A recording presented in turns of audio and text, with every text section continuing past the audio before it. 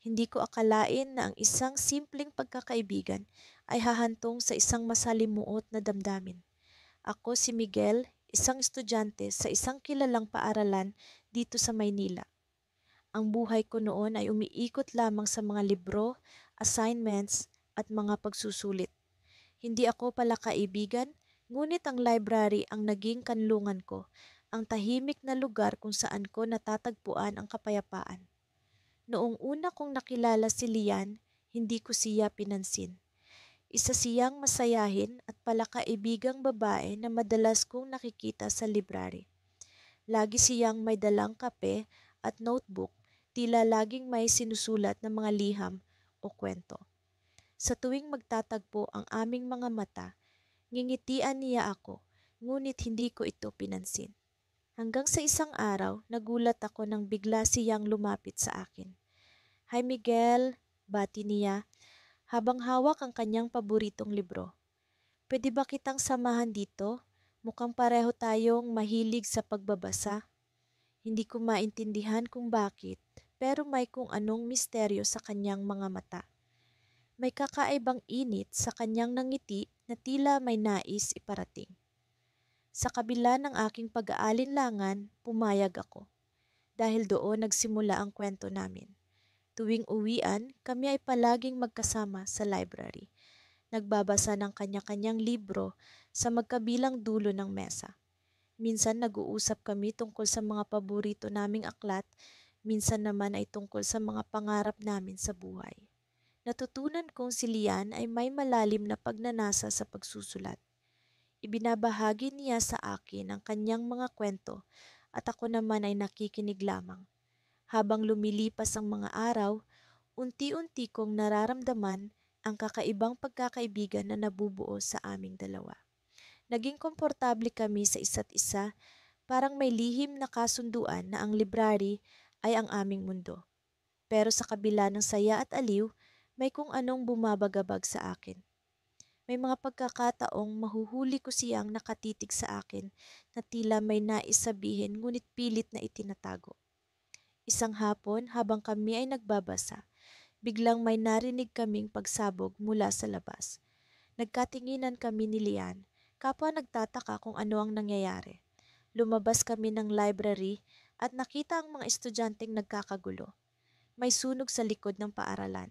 Sa gitna ng kaguluhan, hinawakan ni Lian ang kamay ko. Hindi ko maintindihan, pero sa kanyang haplos naramdaman ko ang takot at pangamba. Hindi ko alam kung ano ang gagawin, pero sa kabila ng ingay at usok, tumakbo kami papunta sa mas ligtas na lugar. Sa bawat hakbang, sa bawat pagtakbo, ramdam ko ang tibok ng kanyang puso. At doon ko naisip, ano nga ba ang nararamdaman ko para kay Lian?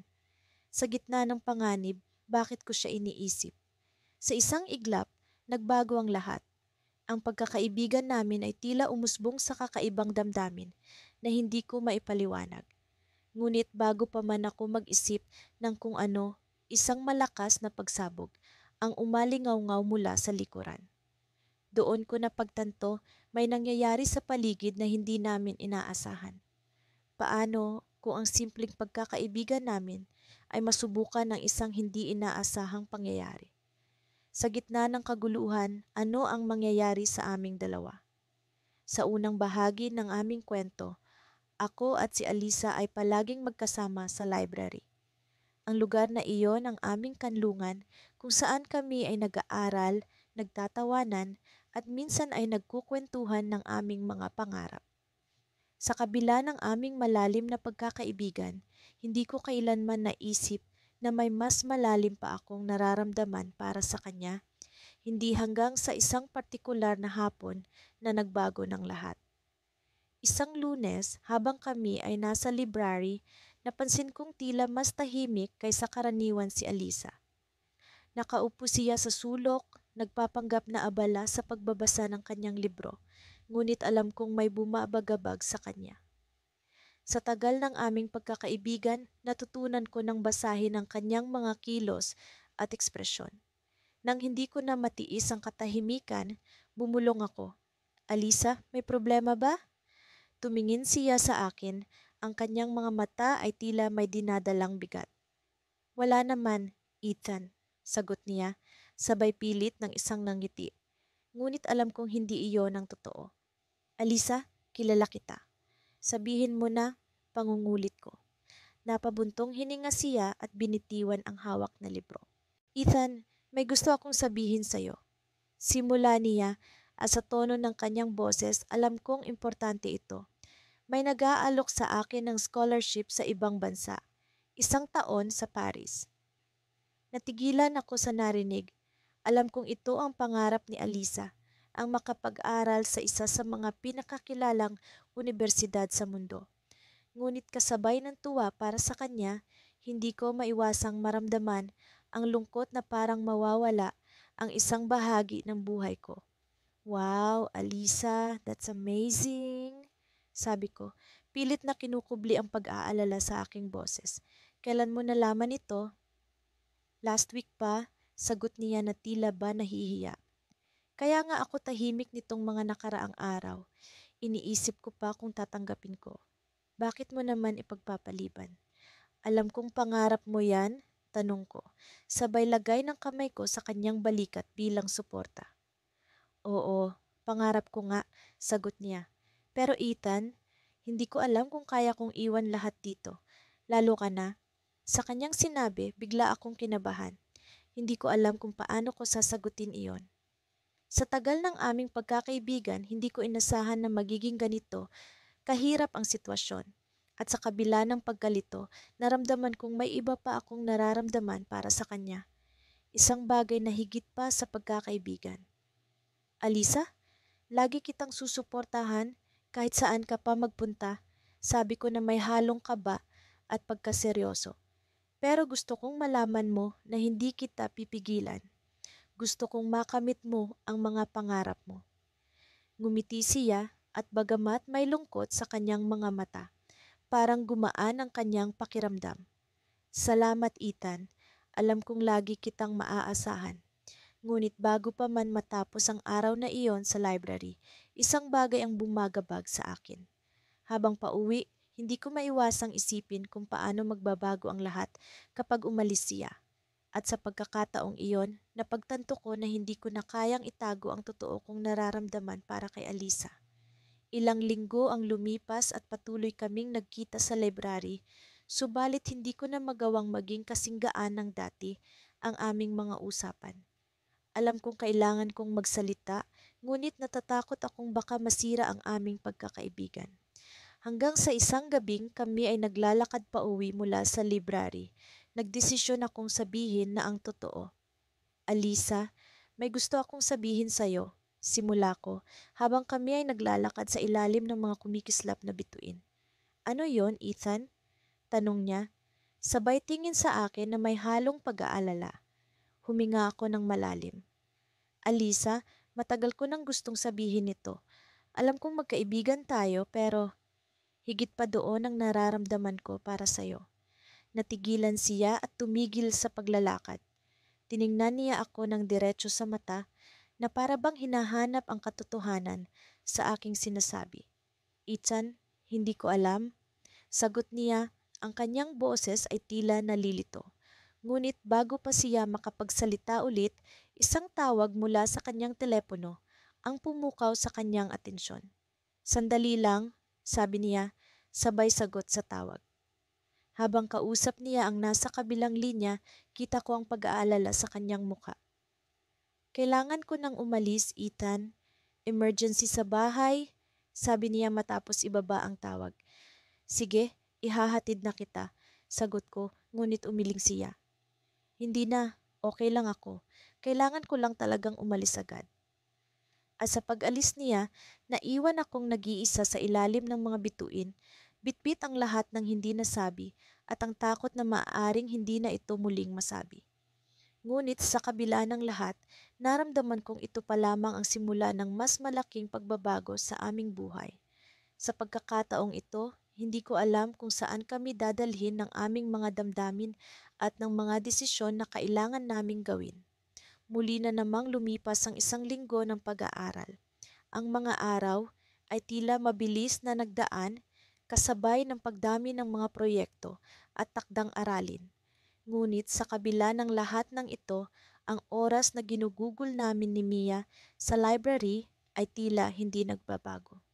Ito ang aming santuwaryo kung saan nagiging payapa ang lahat at parang may sariling mundo kaming dalawa. Isang Biyernes ng hapon, mas maaga kaming natapos sa klase. Nagdesisyon kaming magkita sa library para tapusin ang isang proyekto na kailangan naming ipasa sa susunod na linggo. Pagdating ko roon, nakita ko agad si Mia na nakaupo sa paborito naming sulok, nakalubog ang mukha sa libro. Agad kong napansin na tila may kakaiba sa kanya.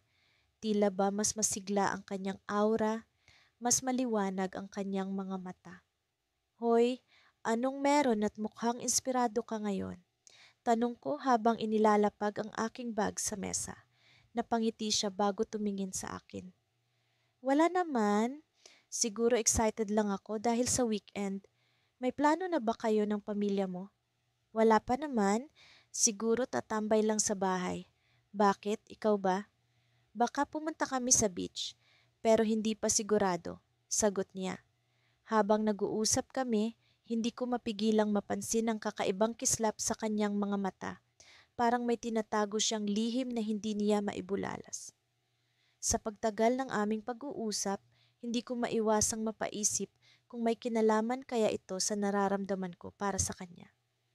Ang mga damdamin ko para kay Mia ay unti-unti nang lumalalim at alam kong kailangan ko nang sabihin sa kanya ang tunay kong nararamdaman. Naghintay lang ako ng tamang pagkakataon. Habang nagtatype kami sa laptop para sa aming proyekto, bigla niyang sinabi, "Alam mo, may gusto akong sabihin sa'yo." Natigilan ako. Ang puso ko ay parang tumalon mula sa aking dibdib. Ano yon? Ngumiti siya. May nahanap akong scholarship para sa isang summer program sa ibang bansa. Nag-apply ako at natanggap ako. Nagulat ako sa balitang iyon. Talaga? Saan iyon? Sa Japan, 1 buwan lang naman. Sagot niya, kita ang saya sa kanyang muka. Pero nakakalungkot kasi hindi tayo magkikita ng 1 buwan. Habang sinasabi niya iyon, naramdaman ko ang kirot sa dibdib ko. 1 buwan na wala si Mia sa tabi ko. Paano ko haharapin ang araw-araw na hindi ko siya nakikita? Ngunit sa kabila ng sakit na iyon, pinilit kong magpakita ng saya para sa kanya. Wow, Mia, sobrang saya ko para sa'yo. Isa itong malaking oportunidad, sabi ko. Pilit na itinatago ang lungkot sa aking tinig. Salamat, tugon niya. Pero bago ako umalis, gusto ko sanang gumawa tayo ng isang bagay na hindi natin malilimutan. Ano yon? Tanong ko, sabik sa kanyang sasabihin. Mag-road trip tayo, 1 araw lang sa kahit saan. Gusto ko lang makasama ka bago ako umalis, sabi niya, puno ng sigla. Napangiti ako. Sure, game ako diyan. Habang pinag-uusapan namin ang detalye ng aming plano, hindi ko maiwasang mag-isip na ito na marahil ang pagkakataon kong sabihin kay Mia ang tunay kong nararamdaman. Isang road trip, 1 araw na kami lang, bago siya pansamantalang mawala. Naisip ko na walang ibang mas magandang panahon kundi iyon. Dumating ang araw ng aming road trip. Nagsimula kami ng maaga, sabik na sabik sa araw na darating. Nagdala kami ng mga snacks at nagplanong bumisita sa isang maliit na bayan na may sikat na tanawin. Habang nasa daan, puno ng tawanan at kwentuhan ng biyahe. Para bang walang ibang mundo kundi kaming dalawa lamang. Nang makarating kami sa aming destinasyon, pumunta kami sa isang mataas na bahagi kung saan makikita ang buong bayan. Napakaganda ng tanawin. Ang mga bundok sa malayo, ang mga bahay na parang mga laruan mula sa taas, at ang mga ulap na tila abot kamay. Habang nakaupo kami sa damuhan, napansin kong tahimik si Mia. Tila may iniisip. Mia, may gusto akong sabihin. Bigla kong nasabi, hindi na kayang pigilan pa ang bugso ng damdamin. Tumingin siya sa akin, kita ko ang pag-aalala sa kanyang mga mata. Ano yon? Huminga ako ng malalim. Mia, matagal na kitang kilala. At sa totoo lang, mahirap na para sa akin ang itago pa ito. Gusto kita, hindi lang bilang kaibigan, kundi higit pa doon. Hindi siya agad nakapagsalita. Nakita ko ang gulat sa kanyang mukha, pero may kakaibang kislap din sa kanyang mga mata na hindi ko mawari. Alam mo bang matagal ko nang hinihintay ang araw na ito? Sagot niya, may ngiti sa kanyang mga labi. Nabigla ako. Talaga? Tumango siya. Oo, pero bago pa tayo magpatuloy may kailangan din akong sabihin. Tumigil siya sandali, tila ba nag-iisip kung paano sasabihin ang susunod na mga salita. May isang bagay na hindi mo alam tungkol sa akin. Bigla akong kinabahan. Ano yon? Mahal kita, pero may isa pa akong lihim na dapat mong malaman. Sabi niya, seryoso ang muka. Sa puntong iyon, ang dami ng tanong at kaba ang bumalot sa akin. Hindi ko alam kung ano ang susunod niyang sasabihin, pero alam kong magbabago ito ng lahat. Sa araw-araw naming pagpunta sa library, hindi ko namamalaya na unti-unti na palang nahuhulog ang loob ko kay Adrian. Hindi ko alam kung ito ba'y sanhi ng aming madalas na pag-uusap tungkol sa aming mga paboritong libro o dahil sa mga simpleng ngiti at tingin na para bang may sinasabi. Ang bawat oras na ginugugol namin sa pagitan ng mga estante ng aklat ay tila nagiging mas espesyal at mahalaga. Isang hapon, habang abala kami sa paggawa ng isang proyekto para sa aming klase sa literatura, napansin kong tila hindi mapakali si Adrian. Muli niyang binasa ang parehong pahina ng libro ng ilang ulit at paminsan-minsan ay napapatingin sa akin na para bang may gustong sabihin. May problema ba, Adrian? Tanong ko habang inaayos ang aking mga gamit. Kanina ka pa tahimik. Wala. Medyo pagod lang siguro, sagot niya, ngunit hindi ko maiwasang mapansin ang bahagyang pagngiti niya habang iniwas ang tingin. Ngunit hindi ko na pinilit pang alamin kung ano ang iniisip niya. Sa halip, nagpatuloy kami sa aming trabaho. Nang magsimula ng dumilim at magsara na ang library, nagdesisyon kaming magpahinga at sabay na lumabas. Habang naglalakad kami pa uwi, biglang huminto si Adrian sa ilalim ng isang malaking puno sa tabi ng daan. Sa ilalim ng liwanag ng buwan, humarap siya sa akin na para bang may mahalaga siyang sasabihin. May gusto sana akong itanong sa'yo. Sinimulan niya, halatang kabado. Matagal na tayong magkaibigan at sa totoo lang, masaya ako sa kung anong meron tayo. Pero, naisip mo na ba kung may posibilidad na maging higit pa tayo sa magkaibigan? Nagulat ako sa kanyang tanong. Hindi ko inaasahan na siya mismo ang unang magbubukas ng ganitong paksa. Sa kabila ng excitement na nararamdaman ko, hindi ko agad alam ang isasagot. Bakit mo natanong? Balik tanong ko, sinusubukang itago ang pag-aalinlangan at kaba sa aking boses. Sa totoo lang, hindi ko alam kung kailan nagsimula ito, pero tuwing kasama kita, pakiramdam ko, kumpleto ako. Ang mga simpleng araw natin sa library, ang mga pagtatalo natin tungkol sa mga paborito nating libro, ang lahat, parang hindi ko na kayang mawala iyon. Napansin ko ang sinseridad sa kanyang mga mata at hindi ko maiwasang makaramdam ng kaligayahan. Ngunit bago pa man ako makasagot, narinig namin ang isang pamilyar na boses mula sa likod ng puno. Adrian, nandito ka lang pala. Sigaw ni Mia, ang isa pa naming kaibigan. Kanina pa kita hinahanap. Nagulat kami pareho sa pagdating niya. Agad na nagbago ang ekspresyon ni Adrian at tila nag-alala sa kung anong maaaring isipin ni Mia. Nagkunwari akong abala sa aking telepono, sinusubukang itago ang panghihinayang sa naunsyaming sagot. Bakit? May kailangan ka ba? Tanong ni Adrian, pilit na ngumingiti. Wala naman. Gusto ko lang sanang itanong kung natapos mo na yung ibang bahagi ng proyekto natin sa isa pang subject. Pero mukhang busy ka, kaya babalik na lang ako mamaya. Nakita ko ang pagkabalisa sa mukha ni Adrian, ngunit nagawa pa rin niyang ngumiti at sinabing, Oo, natapos ko na. Salamat sa pag-aalala, Mia. Habang naglalakad palayo si Mia, panandaliang nagkaroon ng katahimikan sa pagitan namin ni Adrian. Alam kong pareho kaming nawala sa aming sariling mga iniisip. Hindi alam kung paano babalikan ang naudlot na usapan. Pasensya ka na, biglang sabi ni Adrian, pilit na binasag ang katahimikan. Siguro hindi pa ito ang tamang oras. Ngumiti ako kahit na may halong lungkot at sinabing, ayos lang, nandito lang naman ako, huwag kang mag-alala. Nagpatuloy kami sa paglalakad pa uwi, ngunit alam kong pareho naming bitbit ang hindi maipaliwanag na damdamin. Sa kabila ng lahat, naroon ang pag-asa na balang araw ay magkakaroon ng tamang pagkakataon para pag-usapan ang tunay naming nararamdaman. Lumipas ang ilang araw at ang mga araw na iyon ay puno ng mga bagong kaganapan sa aming buhay-eskwela. Sa kabila ng naunsyaming pag-amin, patuloy pa rin ang aming pagkakaibigan. Gayunpaman, hindi ko maiwasang magtanong sa sarili kung ano na ang susunod na mangyayari. Hanggang kailan kami magtatago sa likod ng mga aklat na palaging nagiging saksi sa aming mga lihim. Isang umaga, habang naglalakad ako papunta sa library, nakita ko si Mia na nakaupo sa isang bench, tila may hinihintay. Nang mapansin niya ako, agad siyang tumayo at lumapit. Kailangan natin mag-usap, seryosong sabi ni Mia. Tungkol ito kay Adrian.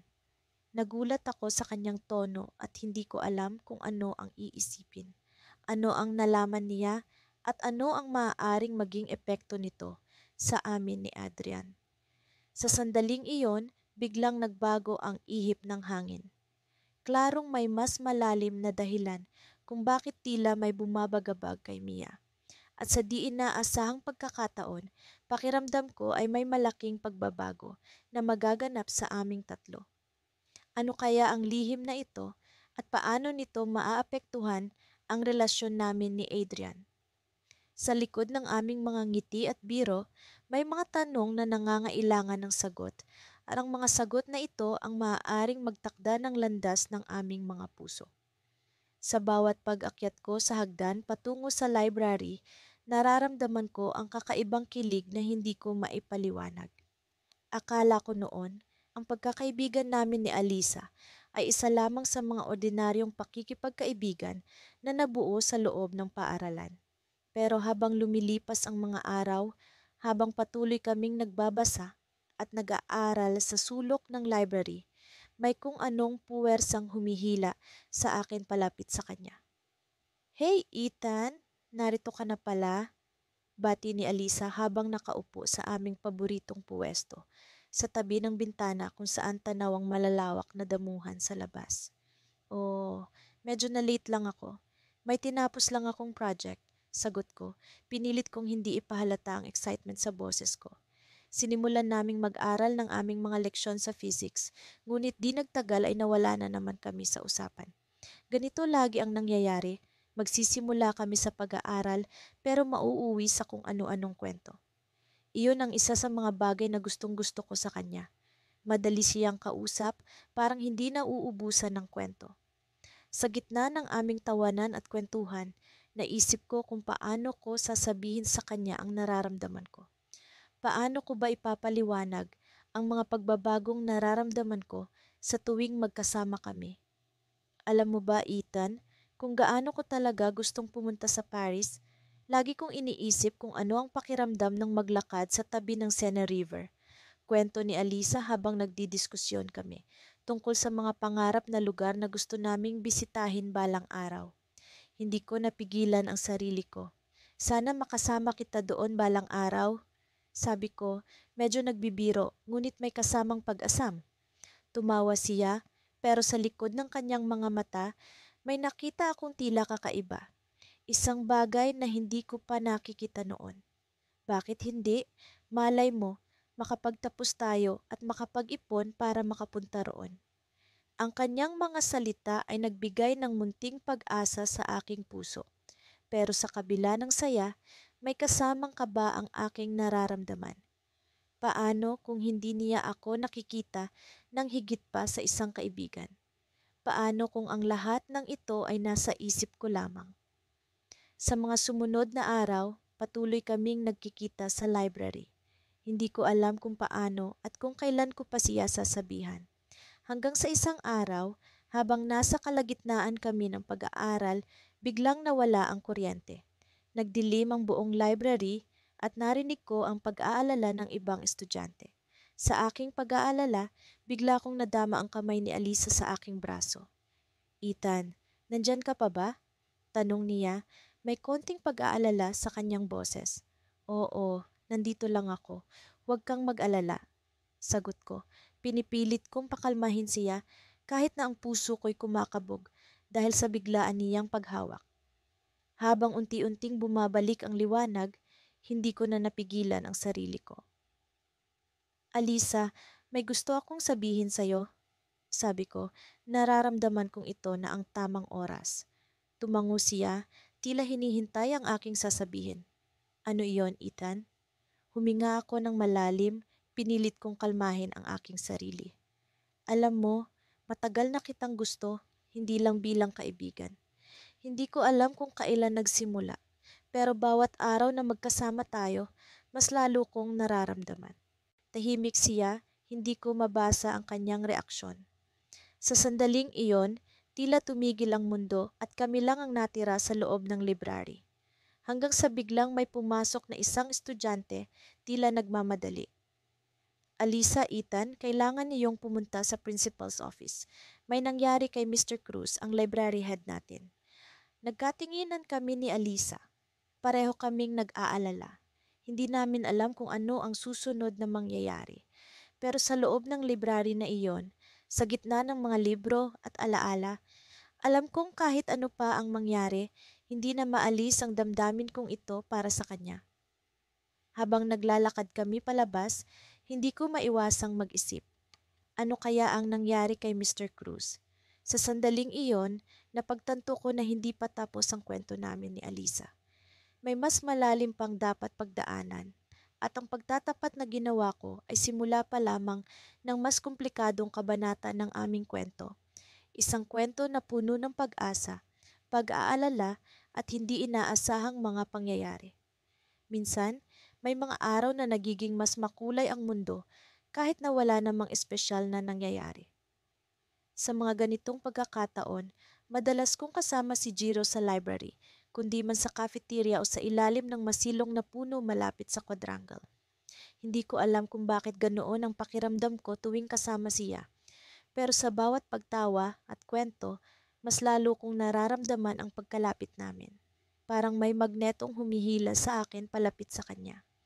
Isang araw, habang nagbabasa kami ng mga libro tungkol sa makabagong teknolohiya, biglang bumuhos ang malakas na ulan. Ang tunog ng patak ng ulan sa bubong ng library ay tila musika sa aking pandinig. Nagdesisyon kaming magtagal muna sa loob. Lumipat kami sa sulok kung saan tanaw ang kabuuan ng campus. Habang nakaupo sa malambot na sofa, unti-unting bumabalot sa amin ang malamig na simoy ng hangin mula sa bintana. Alam mo, Kai, bungad ni Jiro habang iniabot ang isang tasa ng mainit na tsokolate sa akin. Kung hindi dahil sa library na to, hindi tayo magiging ganito kalapit. Tumingin ako sa kanya, nag-aalangan kung paano tutugon sa sinabi niya. Totoo, library ang naging saksi sa mga pag-uusap namin, sa mga tawa at kwentong walang patid. Pero sa kabila ng mga salitang iyon, may kung ano akong nararamdaman na hindi ko maipaliwanag. Isang bagay na hindi lamang basta pagkakaibigan. Naaalala mo pa ba noong unang araw na nagkita tayo dito? Tanong ko, pilit na ibinabalik ang usapan sa nakaraan. Tumawa siya at ang kanyang mga mata ay nagliwanag. Oo, noong tinanong mo ako kung saan ang section ng mga science fiction books, hindi ko nga alam kung paano ko nagawang magpanggap na alam ko. Napangiti ako. Akala ko nga noon, ang talino mo sa mga ganong klaseng libro. Hindi ko rin alam kung paano kita napasama sa aking mga kalokohan. Sagot niya habang inaayos ang kanyang salamin. Habang nag-uusap, unti-unting lumalim ang gabi. Ang mga ilaw sa library ay nagsimulang kumislap at ang katahimikan ay tila bumabalot sa amin. Sa bawat saglit na lumilipas, nararamdaman ko ang kakaibang tensyon sa pagitan namin. Parang may gustong sabihin si Jiro, pero hindi ko alam kung paano ko siya tatanungin. Kai, biglang sabi ni Jiro habang naglalaro ang kanyang mga daliri sa gilid ng tasa. May gusto sana akong sabihin sa'yo. Tumigil ang mundo sa mga salitang iyon. Sa kabila ng kaba, nagawa kong sumagot. Ano iyon, Jiro? Minsan naiisip ko kung paano kung higit pa sa pagkakaibigan ang namamagitan sa atin. Tanong niya, halos pabulong, hindi ko alam kung paano magre-react. Isang bahagi ng puso ko ang nagsasabi na iyon din ang matagal ko nang nararamdaman. Pero may bahagi rin na natatakot sa kung ano ang mangyayari pag nagbago ang lahat. Wala akong sagot. Nagpatuloy si Jiro. Hindi ko rin alam kung paano ko sasabihin to, pero mahal kita, Kai. Hindi ko alam kung paano, pero mahal kita. Tumigil ang oras, ang mga tunog ng ulan ay tila naglaho sa aking pandinig. Ang tanging naririnig ko ay ang tibok ng puso ko, ang pag-amin ni Jiro na tila isang matamis na musika. Hindi ko alam kung paano siya sasagutin. Naisip ko kung paano magbabago ang lahat kung sasabihin kong mahal ko rin siya. Jiro, simula ko. Pero bago pa ako makapagsalita, biglang nagkaroon ng blackout. Nagsimulang mag-ingay ang mga estudyante sa loob ng library at ang mga guwardya ay nagmamadaling magdala ng emergency lights. Sa kabila ng kadiliman, naramdaman ko ang paghawak ni Jiro sa aking kamay. Mainit, comforting, at sa kabila ng nangyayari, naramdaman ko ang kanyang presensya na tila nagsasabing hindi ako nag-iisa. Nagpatuloy kami sa pag-uusap kahit na hindi namin nakikita ang isa't isa hanggang sa magsimula ang mga ilaw na unti-unting bumalik. Habang nag-aayos kami ng mga gamit para umuwi, nagkaroon ng kakaibang katahimikan sa pagitan namin. Hindi ko alam kung paano haharapin ang mga bagay-bagay pagkatapos ng pag-amin ni Jiro. Pero bago kami tuluyang lumabas ng library, nag-iwan siya ng isang tanong na bumago sa lahat. Kung hindi mo ako mahal, Kai, kaya mo bang sabihin na wala kang nararamdaman para sa akin? Tumigil ako sa paglakad. Hindi ko magawang sumagot. Alam ko sa sarili ko ang sagot, pero hindi ko alam kung paano ito sasabihin. Sa puntong iyon, alam kong hindi na kami babalik sa kung paano kami dati. May isang bagay na nagbago at hindi ko alam kung paano ito haharapin. Ang pag-amin ni Jiro ay tila simula ng isang bagong kabanata sa aming kwento. Kung paano ko ito haharapin, iyon ang malaking tanong na bumabalot sa akin. Sa bawat araw na lumilipas, lalong tumitibay ang pagkakaibigan namin ni Mia. Mula noong una kaming nagkakilala sa library noong unang taon namin sa kolehiyo, tila hindi na kami nawalay sa isa't isa. Palaging sabay sa pag-aaral, sabay sa lunch break, at kung minsan ay sabay din sa pag-commute pauwi. Ngunit sa kabila ng lahat ng ito, may isang bagay na matagal ko nang itinatago. Isang bagay na unti-unting lumalaki at hindi ko na kayang itago pa. Isang Biyernes ng hapon, mas pinili naming magtagal sa library kahit tapos na ang mga klase. Magkasalampak kami sa isang sulok, kapwa-abala sa aming mga readings. Pero ang totoo, hindi ako makapag-concentrate. Sa bawat paglipat ni Mia ng pahina, tila ba may kumukurot sa akin na hindi ko mawari. Nagpasya kong ilabas na ang matagal ko nang kinikimkim. Mia, bungad ko, pilit na isinasaayos ang aking pag-upo. Tumingala siya mula sa kanyang binabasa. Ang kanyang mga mata ay tila nagtatanong. May gusto sana akong sabihin sa'yo. Sure, ano yon? Sagot niya habang sinusubukang ipitin ang isang lapis sa pagitan ng kanyang mga daliri. Alam mo ba yung pakiramdam na parang may gusto kang sabihin pero natatakot kang baka magbago lahat? Nagsimula akong maglaro ng lapis sa aking mga daliri, isang ugali kong ginagawa kapag kinakabahan. Tumango siya, ang mga mata ay puno ng interes. Oo naman, pero bakit ka matatakot? Friends naman tayo, di ba? Walang magbabago. Napangiti ako. Bahagyang gumaan ang pakiramdam. Yun na nga eh, kaya ko ito sinasabi kasi mahalaga ka sa akin. Huminga ako ng malalim, alam kong ito na ang tamang oras. Mia, I think I'm falling for you. Saglit siyang natigilan, tila iniisip ang mga salitang binitiwan ko. Sa mga sandaling iyon, parang huminto ang buong mundo, hinihintay ang kanyang magiging reaksyon. Pero sa halip na magsalita, isang ngiti ang sumilay sa kanyang labi. I've been waiting for you to say that, sabi niya, bahagyang namumula ang kanyang pisngi. Akala ko ako lang ang nakakaramdam ng ganito. Dahil sa kanyang sinabi, tila may malaking tinik na naalis sa dibdib ko. Hindi ko napigilan ng nangumiti at para bang sa unang pagkakataon ay gumaan ang lahat. Nagkatinginan kami, walang salitang namutawi pero sapat na ang aming mga ngiti upang iparating ang lahat ng nais naming sabihin. Habang nagpapalitan kami ng saya at kilig, biglang sumingit ang tunog ng pagbukas ng pinto ng library. Nakita namin si Professor Garcia, ang aming literature professor, na pumasok. Akala ko ay magagalit siya sa amin dahil kami na lang ang naiwan sa library. Pero sa halip ay lumapit siya sa amin na tila may mahalagang sasabihin. Nandito pa pala kayo, bungad niya, may bahid ng pagkabahala sa kanyang tinig. May kailangan akong ipaalam sa inyong dalawa. Nagpalitan kami ng tingin ni Mia. Ano po iyon, sir? Tanong ko, nagtatanong ang mga mata. May nakita akong sulat na iniwan sa faculty room para sa inyo. Sabi ni Professor Garcia habang may iniabot na puting envelope. Mukhang importante ito. Alam kong dapat sa inyo ko ito agad ibigay. Kinuha ko ang envelope at binuksan ito. Nasa loob ang isang sulat na tila isinulat ng isang taong hindi namin kilala. Ang mensahe ay maikli ngunit puno ng misteryo. Alam ko ang sikreto niyo, mag-ingat kayo. Napatingin ako kay Mia, bakas ang pag-aalala sa kanyang mga mata.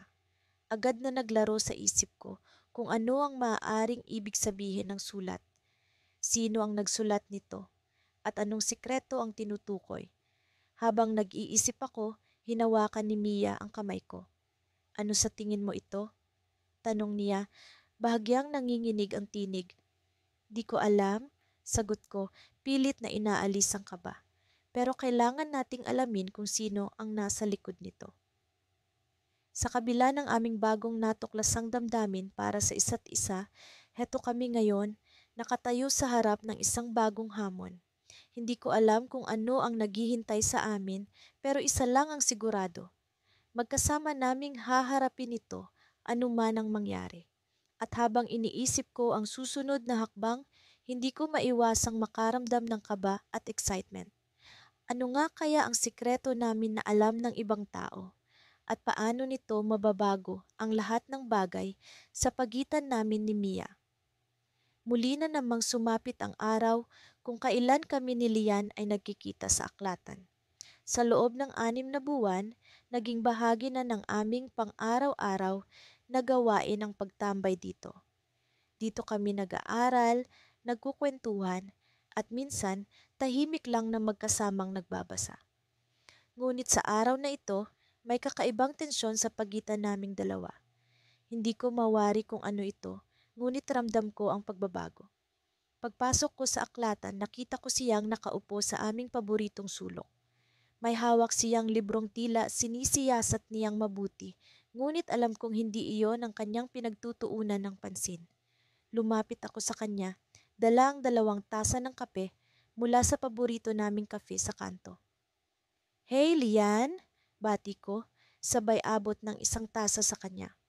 Nagangat siya ng tingin at ngumiti, ngunit hindi maikakaila ang pag-aalinglangan sa kanyang mga mata. Salamat, Adrian. Tamang-tama, kailangan ko ng pampagising. Umupo ako sa tabi niya at sinubukan kong basahin ang kanyang ekspresyon. May gusto akong itanong, ngunit hindi ko alam kung paano sisimulan. Sa aming pagkakaibigan, palaging siya ang maingay at masigla at ako naman ang tahimik at mapanuri. Ngunit ngayon, tila nagkapalit kami ng mga papel. May problema ba? Tanong ko nang hindi na makatiis. Bumuntong hininga siya at sa sandaling iyon, naramdaman kong may mabigat siyang dinadala. Adrian, may kailangan akong aminin sa'yo. Aniya, mahina ngunit may determinasyon. Bigla akong kinabahan. Ano yon? May nagawa ba akong mali? Umiling siya. Hindi, hindi naman. Ito ay tungkol sa ating dalawa. Napatigil ako. Sa kinalaunan ng aming pagkakaibigan, palagi kong sinisikap na itago ang nararamdaman ko para sa kanya. Ayokong masira ang aming relasyon dahil lang sa nararamdaman kong iyon. Ngunit ngayon, tila ba may kakaibang pag-asa na bumubulong sa akin. Alam mo, Adrian, patuloy niya, hindi ko inaasahang mangyayari ito. Pero sa tagal ng panahon nating magkasama, unti-unti kong naramdaman na. Hindi niya natapos ang sasabihin at sa halip ay kumagat siya sa kanyang labi, tila nag-aalinlangan kung itutuloy ba ang kanyang sinasabi. Na ano, Lian? Tanong ko, halos hindi makahinga sa kaba. Na may nararamdaman na akong higit pa sa pagkakaibigan para sa'yo. Sagot niya, halos pabulong at tila takot na masaktan. Sa sandaling iyon, para bang tumigil ang oras. Hindi ko alam kung ano ang sasabihin o gagawin. Ang tanging nais kong gawin ay yakapin siya at iparamdam na hindi siya nag-iisa sa kanyang nararamdaman. Lian, ako rin, sabi ko, halos hindi makapaniwala sa mga salitang lumalabas sa aking bibig. Matagal ko na ring gustong sabihin sa iyo yan. Nagliwanag ang kanyang mukha, ngunit bago pa man kami makapagpatuloy, biglang dumating si Michael, ang kaibigan naming palaging sumasama sa amin tuwing may group study. Hingal na hingal siya, tila may dalang masamang balita. Adrian, Lian, may nangyari. Sambit niya, kapansin-pansin ang alalahanin sa kanyang mukha. Anong nangyari, Michael? Tanong ko, agad na nag-aalala. Kailangan ninyong pumunta sa opisina ng prinsipal ngayon din. May ipapakita sila sa inyo. Nagtaka kami ni Lian sa kanyang sinasabi, ngunit walang alinlangan. Agad kaming sumunod. Habang naglalakad kami patungo sa opisina ng prinsipal, hindi ko maiwasang mag-alala. Ano kaya ang nangyari? May kinalaman kaya ito sa amin? Pagdating namin doon, sinalubong kami ng prinsipal na may seryosong ekspresyon. Adrian, Lian, maupo kayo. May kailangan kaming ipakita sa inyo, sabi niya, sabay abot ng isang brown envelope. Nagtaka ako at nag-aalala habang inaabot ko ang sobre. Nang buksan ko ito, bumungad ang mga larawan na hindi ko inaasahan. Larawan iyon naming dalawa ni Lian, kuha sa iba't ibang parte ng eskwelahan, at tila ba may ibang layunin ang pagkakakuha ng mga ito. Anong ibig sabihin nito? Tanong ko, hindi makapaniwala sa nakikita ko. May nakakita sa inyo na tila ba hindi karaniwang magkaibigan lang ang turingan, sagot ng prinsipal. At may mga reklamo na rin kaming natatanggap. Napatingin kami ni Lian sa isa't isa, parehong naguguluhan at hindi alam ang susunod na mangyayari. Sa sandaling iyon, naramdaman ko ang bigat ng sitwasyon. Hindi ko alam kung paano ito haharapin, ngunit alam kong hindi ko siya pababayaan. Sa gitna ng kaguluhan, isa lang ang malinaw. Hindi ko hahayaang masira ang kung anumang meron kami ni Lian. Ngunit paano namin ito haharapin? Sa likod ng lahat ng ito, nararamdaman kong may mas malalim pang nangyayari na hindi namin alam. Isang misteryo na kailangan naming lutasin magkasama.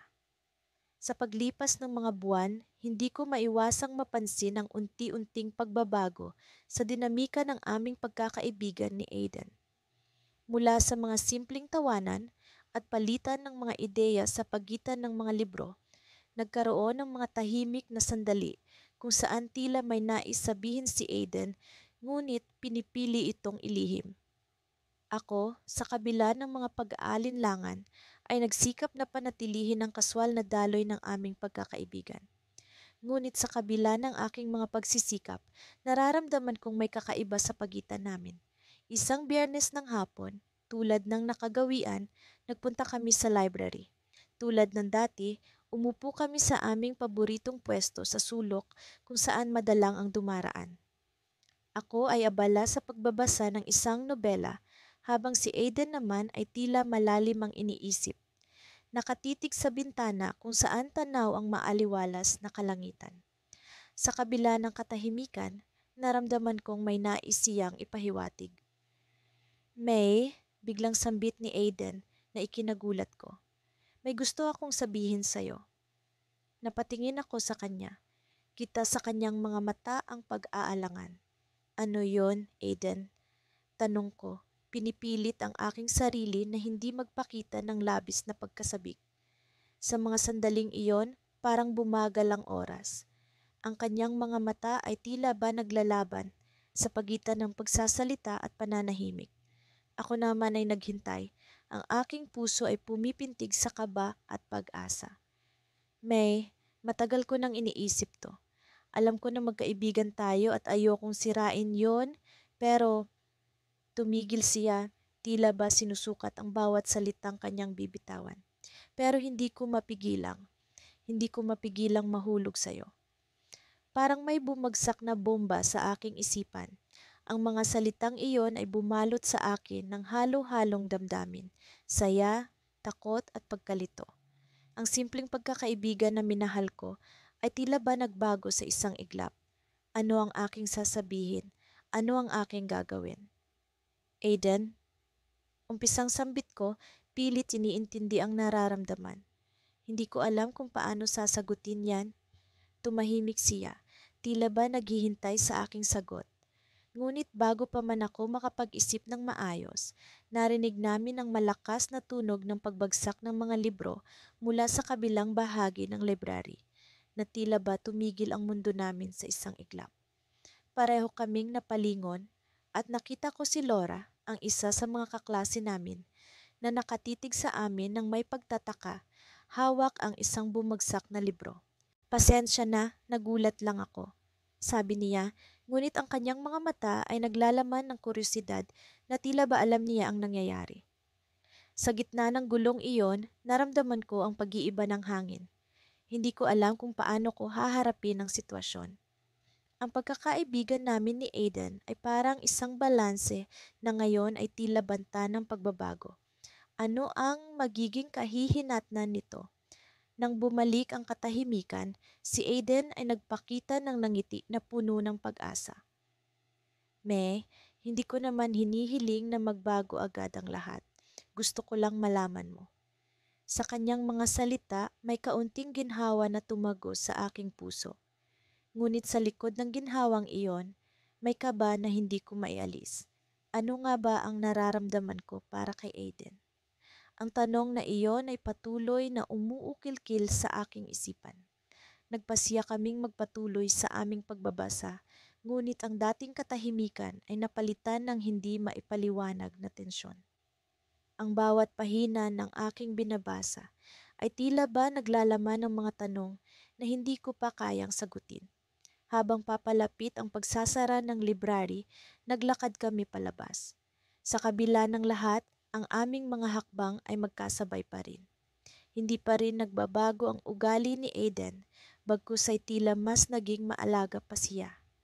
Ngunit ang aming kwentuhan ay may halong pag-iingat, parang may dingding na pumipigil sa amin na bumalik sa dating kaswal na samahan. Bago kami maghiwalay, humarap siya sa akin, ang kanyang mga mata ay puno ng pag-asa. Salamat sa pakikinig. Alam kong hindi ito madali. Ngumiti ako kahit na ang aking puso ay puno ng pag-aalinlangan. Siyempre, Aiden, magkaibigan pa rin naman tayo, di ba? Tanong ko, pilit na pinapawi ang aming mga agam-agam. Ngunit sa loob-loob ko, alam kong may kailangan akong pag-isipan. Ang damdamin ko para sa kanya, ito ba ay pagmamahal na higit sa pagkakaibigan? Ano ang mangyayari kung magbago ang lahat? Sa mga tanong na iyon, naglakad ako pauwi. Ang puso ko ay puno ng mga katanungan na hindi ko pa kayang sagutin. At sa library na iyon, kung saan nagsimula ang lahat, alam kong ito rin ang magiging saksi ng aming mga pagbabago. Ngunit ang tanong ay, Saan ba kami patungo mula rito? Sa tuwing pumapasok ako sa pintuan ng aming paboritong library, palaging may kakaibang sigla ang aking nararamdaman. Hindi ko alam kung dahil ba ito sa amoy ng mga lumang libro o dahil sa presensya ni Daniel, ang matalik kong kaibigan. Sa bawat araw na kasama ko siya, tila mas lalong lumalalim ang pagkakaibigan namin at sa kung paano, hindi ko na rin maintindihan kung ano ang tunay na nararamdaman ko. Pareho kaming mahilig sa pagbabasa, kaya ang library na ito ay naging aming kanlungan mula pa noong unang taon namin sa unibersidad. Dito kami nagkakilala sa pagitan ng mga libro tungkol sa pilosopiya at mga nobela ni Rizal. Sa simula ay palitan lamang ng rekomendasyon ng libro ang pag-uusap namin, ngunit kalaunan ay naging mas malalim, mas personal. Isang hapon, habang kami ay nakaupo sa sulok ng library at nag-uusap tungkol sa mga karakter ng isang nobelang binabasa namin, may biglang bumalot na katahimikan. Napatitig ako sa kanya at sa kauna-unahang pagkakataon, nakita ko siya sa ibang liwanag. Hindi na lang siya ang kaibigan kong si Daniel. Parang may kung anong pang-akit sa kanyang mga mata na hindi ko pa napansin dati. Nag-iinit ang aking pisngi at agad kong ibinaling ang aking tingin sa libro, pilit na itinatago ang pagkailang. Alam mo, minsan naiisip ko kung bakit hindi nila agad na ipakita sa isa't isa ang nararamdaman nila, sabi ni Daniel, patungkol sa mga karakter ng nobela. Tumango ako, ngunit ang nasa isip ko ay hindi ang libro, kundi kami. Ano nga ba ang nararamdaman ko para sa kanya? Ito ba ay simpleng pagkakaibigan lamang o may mas malalim pa? Hindi ko alam kung paano ko siya sasabihin. Ayaw kong masira ang magandang samahan namin dahil sa damdaming hindi ko maipaliwanag. Isang araw, nagdesisyon akong bumalik sa library ng mas maaga kaysa sa dati. Gusto kong magkaroon ng oras para pag-isipan ng lahat bago siya dumating. Ngunit sa aking pagdating, nagulat ako sa aking nakita. Si Daniel nakaupo sa isang mesa, may hawak na bulaklak at tila may hinihintay. Uy, ang aga mo ngayon, bati niya, tila may ngiti sa kanyang mga labi na hindi ko pa nakikita dati. Ano yan? Tanong ko, kahit alam ko na may kakaiba sa sitwasyon. Sa totoo lang, matagal ko nang iniisip ito. Hindi ko alam kung paano ko sisimulan, pero para sa'yo to. Parang may kung anong kumurot sa aking puso. Hindi ko alam kung matutuwa ba ako o mababahala. Ang bulaklak ay simbolo ng isang bagay na higit pa sa pagkakaibigan at hindi ko alam kung paano ko ito tatanggapin. Daniel, ano to? Tanong ko halos pabulong. Alam mo, hindi ko alam kung paano ko sasabihin. Pero sa bawat araw na kasama kita, nararamdaman kong may kulang kapag wala ka. Ang bulaklak na to, simbolo ito ng nararamdaman ko para sa'yo. Parang huminto ang mundo ko. Ang simpleng mga salita niya ay may bigat na hindi ko inaasahan. Hindi ko alam kung paano ko siya sasagutin. Gusto kong sabihin na nararamdaman ko rin ang nararamdaman niya, ngunit natatakot ako sa maaaring mangyari. Paano kung mali ang interpretasyon ko? Paano kung hindi ito ang tamang panahon? Ngunit bago pa man ako makapagsalita, may biglang dumating na tawag sa kanyang cellphone. Nagbago ang ekspresyon ng kanyang mukha, mula sa kasiyahan ay naging seryoso. Sorry, kailangan kong sagutin to, paalam niya, agad na tumayo at lumabas ng library. Naiwan akong mag-isa, hawak ang bulaklak na iniwan niya sa mesa. Hindi ko maintindihan kung ano ang dapat kong maramdaman. Napakalapit na namin sa isa't isa at ngayon parang may pader na biglang bumangon sa pagitan namin. Habang nag-iisip, may biglang lumapit sa akin na babae, tila may alam sa nangyari. Ikaw ba si Leah? Tanong niya, may pagkakaalam sa kanyang tono. Oh, bakit? Sagot ko, nagtataka sa kanyang paglapit. Si Daniel, may kailangan kang malaman tungkol sa kanya. Nagpatuloy siya at sa bawat salita, unti-unting bumabagsak ang aking mundo. Ang kanyang sinabi ay isang bagay na hindi ko inaasahan, Isang bagay na magbabago sa lahat ng iniisip ko tungkol sa amin ni Daniel. Sa isang iglap, napagtanto ko na ang bulaklak ay hindi lamang simbolo ng damdamin, kundi ng isang mas malalim na lihim na kailangan kong tuklasin. At sa puntong iyon, alam kong hindi na magiging katulad ng dati ang lahat.